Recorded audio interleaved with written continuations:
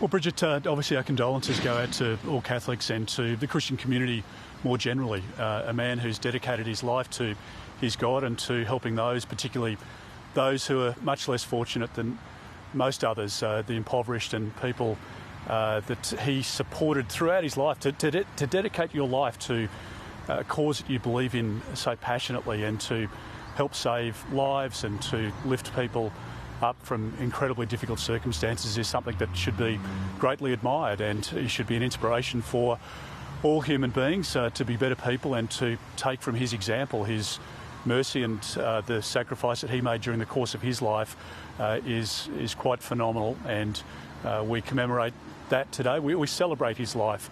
Obviously it's a period of mourning, but we celebrate a life that was dedicated to his God, to his church, and he obviously sacrificed so much, and I really think that's the reflection that I would make this morning.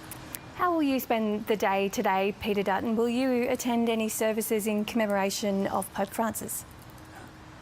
Yes, I will, and I think that's important, and I don't think it's a day for overt politicking at all. I think the day is best spent reflecting, and obviously pre-polling, etc., opens today, and all of that will continue on. But I don't think there's a place for, the body blows of politics today. I think it's a very different day from that, and we obviously have made commitments to do television this morning, but I think the rest of the day really is probably best left in reflection as opposed to out there overt politicking, and I think that's something that most people would respect.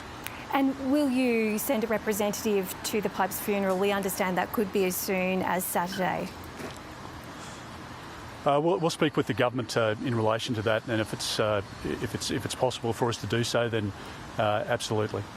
You're in lovely orange this morning. We can see the trees behind you looking resplendent. It's a lovely electorate. It's one where Andrew Gee defected from the Nationals to become an independent in opposition to the Nationals' approach to the Voice referendum. How crucial is this electorate?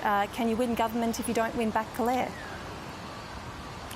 Well, it's certainly a critical electorate, and Sam's doing a great job here, so we need to make sure that we retain this seat. And there's been a huge campaign. There's obviously a lot of teal money coming out of Sydney into the campaign here, but it's an important expression also that we have a very tight coalition with our National Party colleagues, and the relationship that David Littleproud and I have is a very strong one, and I think we've demonstrated that over the last few years. I think the coalition's demonstrated that we're an alternative government, and we've also said to people not just here in Calare but around the country, we want to provide support to families. It's been a tough 3 years for a lot of families, and 25 cent a litre reduction in fuel, and making sure we can help young kids get into housing as quickly as possible, making sure that we can provide a safe community. We made an announcement yesterday to keep communities safe, and a $750 million investment, which was about tackling organised crime and making our communities and our suburbs, our towns, ultimately our country, a safer place as well. Let's talk about safety. Let's talk about women's safety. It's a big concern for so many Australian families. How many women are dying in violent deaths, often at the hands of current and former partners? Why do you think there's been almost no mention of this during the campaign?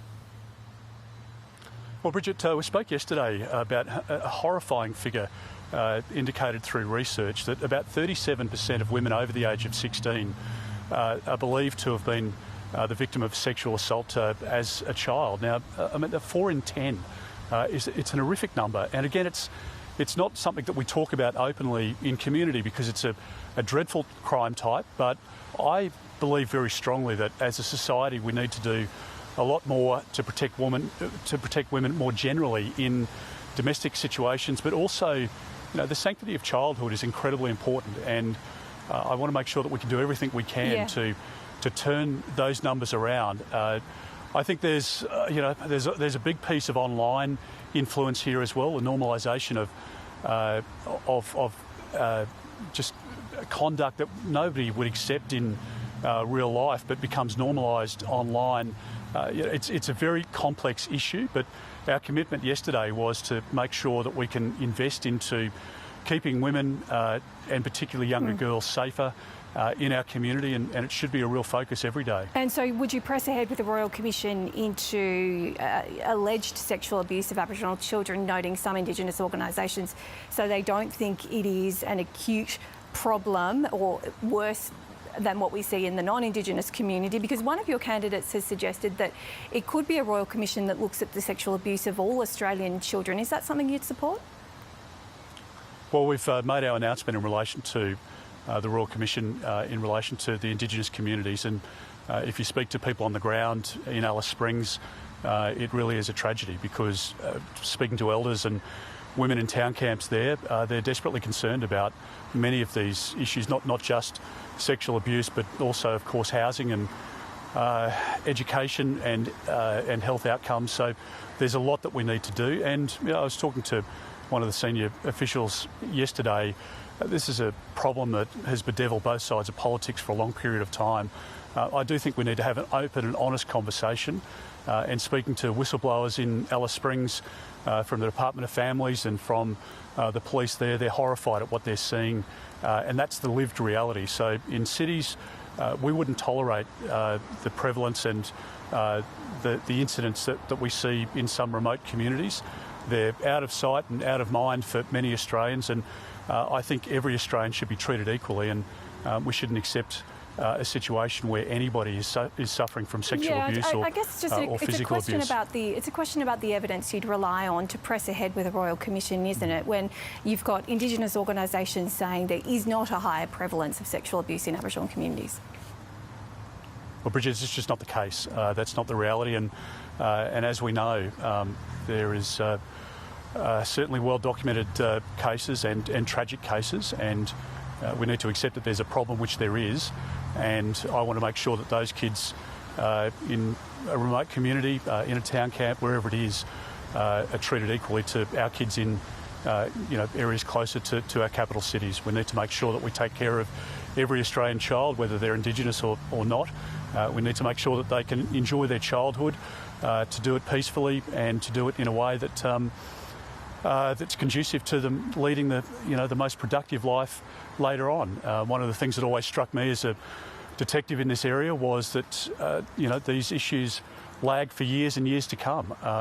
People who suffer from sexual abuse at a young age bear those scars for a long time. In some cases, people never get over it. So we need to do everything we can to defeat this crime type, and I'm very serious about it, and that's why we made the announcement we did yesterday of $750 million to make our community safer. Peter Dutton, thanks for your time from Orange.